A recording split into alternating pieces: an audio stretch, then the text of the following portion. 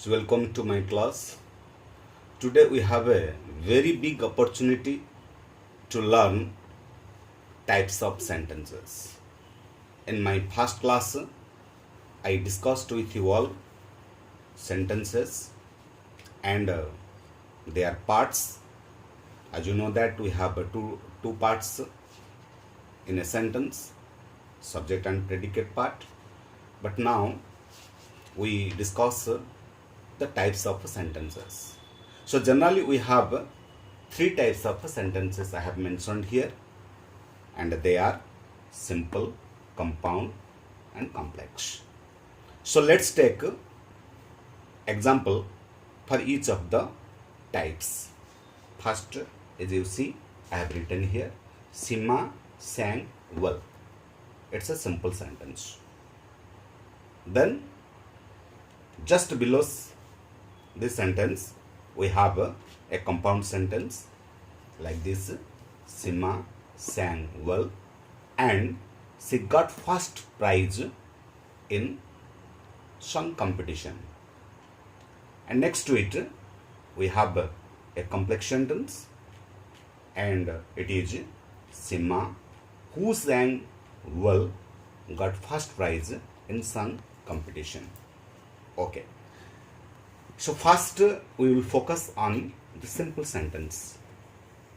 You see, it is a simple sentence because we have a finite verb here. Sang is the finite verb.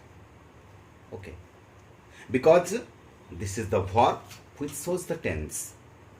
Sang, it is the past form of a sing, and definitely it is in past simple, so that it is giving rise to a simple sentence having one finite verb, that is sang. And you see, in rest two sentences we have two finite words. First is sang and second is got. So in the third sentence, first is sang and second is got. So what we learn so far? We learned so far that in a simple sentence we have only a single finite verb, right? But in rest two sentences we have more than one finite verbs, right? So you see here, the simple sentence is very equal to a clause. You know that a clause is nothing but very similar to a simple sentence, having its own predicate, subject and predicate part, right? A simple sentence is very equal to a clause. Why it is equal to clause? Because in a simple sentence we can find a subject and a predicate part. Here the subject part is Sima and the predicate part is sang well. Similarly, it is also one clause based because it is also a clause having subject and predicate part. So a clause means a sentence like structure having its own subject and predicate part, right?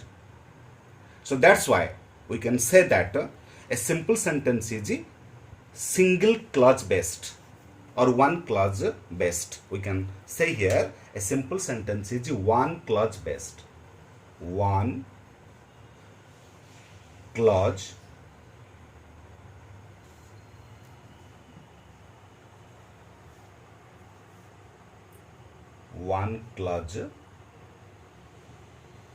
based.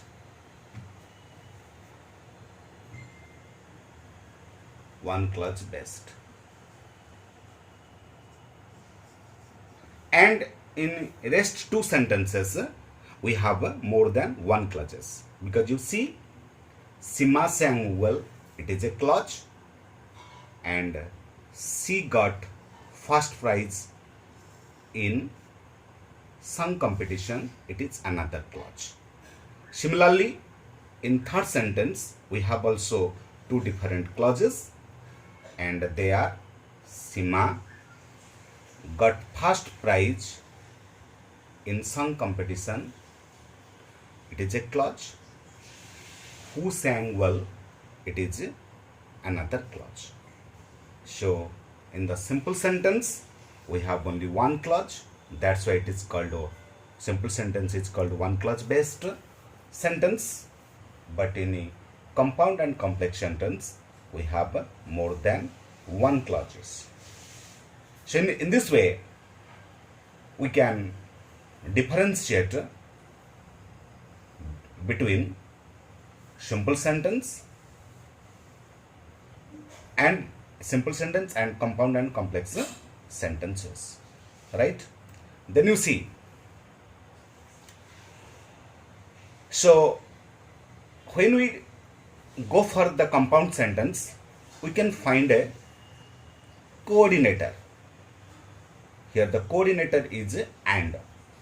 You must have a question in your mind right now. What is about a coordinator? Coordinator means it is nothing but it gives equal status to both of the clauses. Here, Sima sang well, it is a clause, and she got first prize in song competition, it is another clause. So what does it mean? We have here two independent clauses. Sima sang well, it is an independent clause, and she got first prize in a song competition, it is also an independent clause. So when two independent clauses, particularly when one or more independent clauses, when more than one independent clauses joined by a coordinator, the sentence we have is nothing but it is a compound one.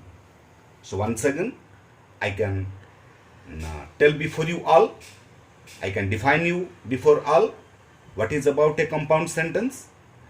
When more than one independent clauses joined by a coordinator, when more than one independent clauses joined by a coordinator, the very sentence we have is a compound one. So in this way, here we have two different clauses, basically two independent clauses, and these two independent clauses, when it is joined by a coordinator, that is and, then the very sentence is a compound one. It's clear? Then you come to the third sentence. But one thing you must remember here, in compound sentences, we can find all the clauses independent to one another, right? But in a complex sentence, we can have the two different clauses, as I have mentioned you here. Who sang well is a clause, and Sima got first prize in song competition, it is another clause. So here what we have here a subordinate clause and also a main clause. The main clause is Sima got first prize in song competition, it is MC, shortly we can write, and who sang well, it is SC or subordinate clause, right? But in compound sentence, here both the clauses are of equal rank, they are independent to each other, right?